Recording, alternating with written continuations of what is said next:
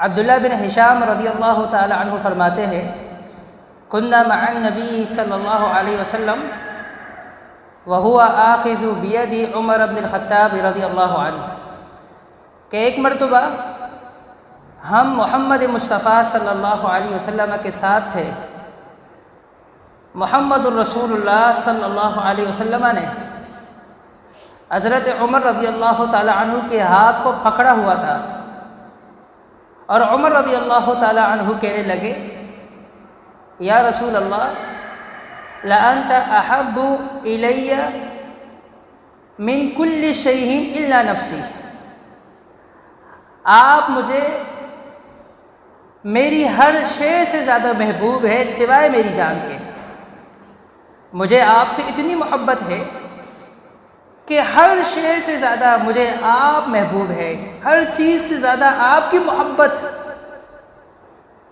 مجھ پر حاوی ہے. اگر کوئی ایسی شے ہے، کوئی ایسی چیز ہے جسے میں آپ سے زیادہ محبت کرتا ہوں تو وہ میری جان ہے. رسول اللہ صلی اللہ علیہ وسلم نے فرمایا لا عمر، ایسے نہیں ہو سکتا. والذی نفسی بیدہ، اس ذات کی قسم جس کے ہاتھ میں میری جان ہے، لا یؤمن احدکم حتی اکون احب الی، اور یہاں پر الفاظ سے بخاری کے اندر فرمایا کہ لا